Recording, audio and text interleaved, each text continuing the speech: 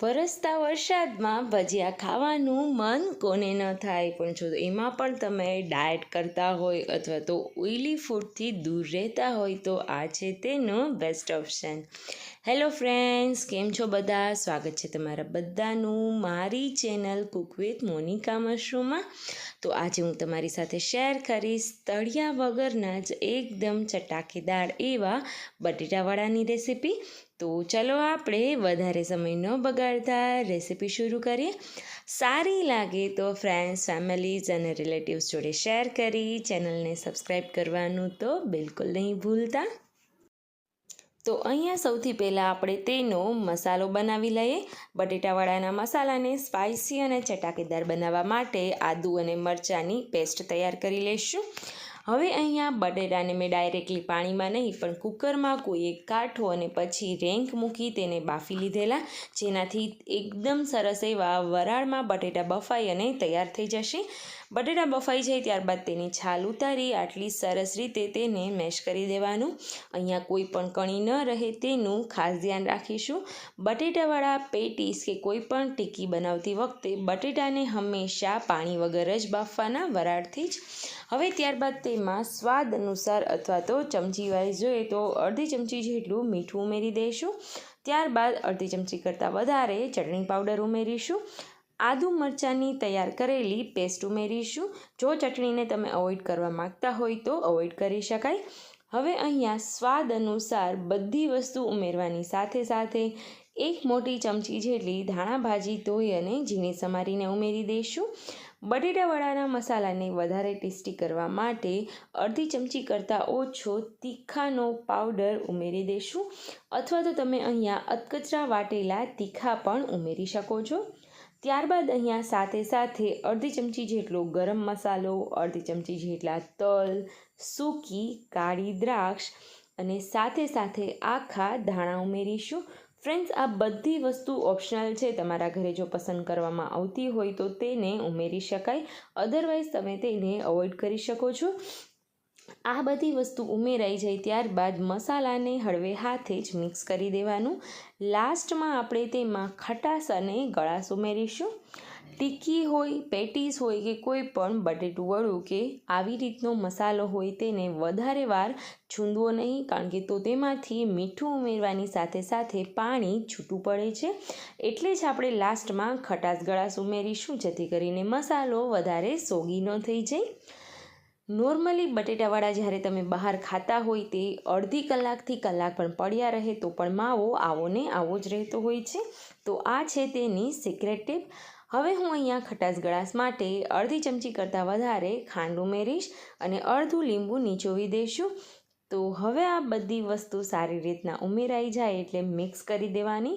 તો તૈયાર છે આપણો એકદમ ચટાકેદાર એવો બટેટાવડાનો મસાલો.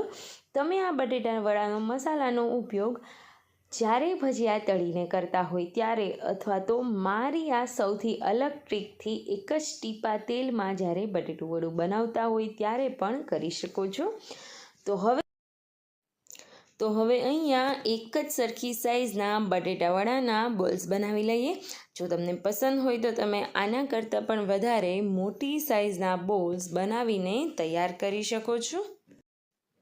તો ફ્રેન્ડ્સ, હવે અહીંયા 1 બાય 1 હું બધા બોલ્સ વાળી લઈશ. તો હવે આપણે બટેટાવડાના ખીરાની તૈયારી કરી લઈએ. બટેટાવડાના ખીરાને એક સિક્રેટ સામગ્રી ઉમેરીને બનાવીશું, જેથી કરીને તમે 2 થી 3 કલાક પછી પણ જો આ બટેટું વડું ખાઓ તો તેનું ઉપરનું લેયર એકદમ ક્રિસ્પી જ રહે.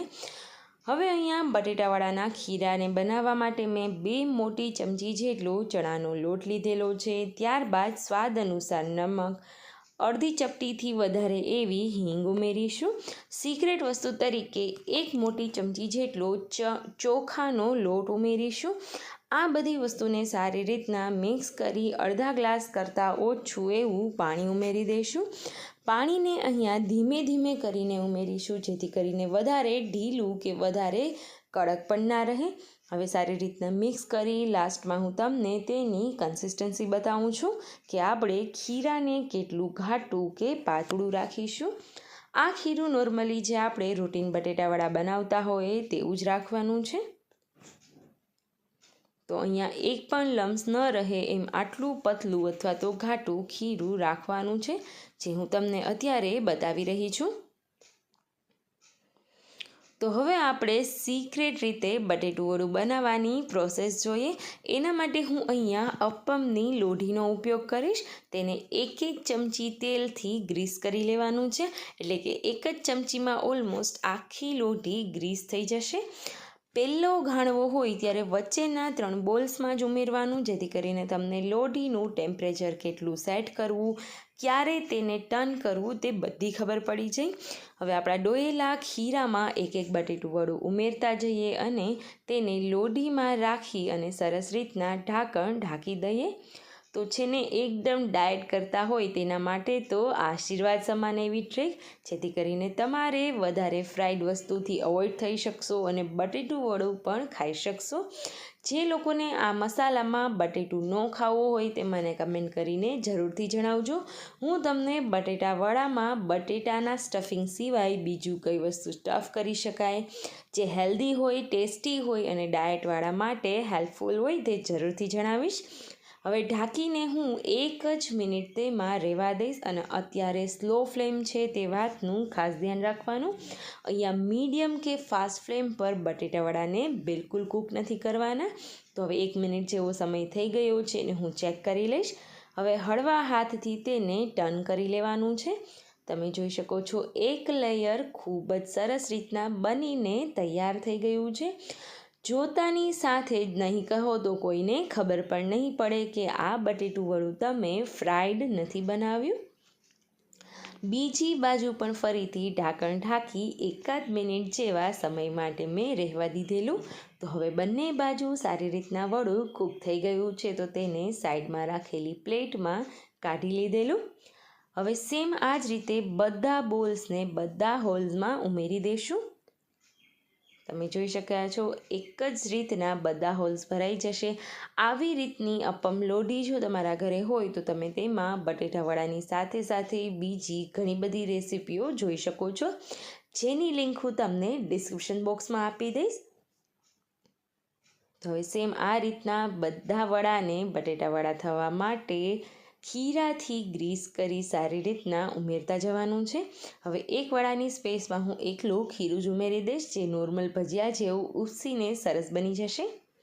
તો હવે ફરીથી ઢાંકણ ઢાંકી આ સેમ પ્રોસેસથી હું અહીંયા બધા બટેટાવડા બનાવીને તૈયાર કરી લઈશ. આ બટેટાવડાને હું અત્યારે ફક્ત સોસ સાથે સર્વ કરું છું. બીજી 3 થી 4 અલગ અલગ ચટણીઓ સાથે તમે સર્વ કરી શકો છો, જેની લિંક પણ હું નીચે ડિસ્ક્રિપ્શન બોક્સમાં આપી દઈશ.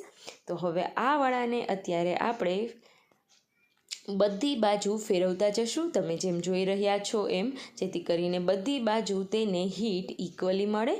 હવે 1 બાય 1 તેને તેલથી ગ્રીસ કરી અને ટર્ન કરી લઈશ. તો હવે આ વડા પણ બની ગયા છે, તેને પ્લેટમાં કાઢી લઈએ. હું તેની ફાઇનલ પિક તમારી સાથે શેર કરી રહી છું. એક સાથે ઓલમોસ્ટ તમે અહીંયા વધારે વડા જ ઉમેરી શકો છો.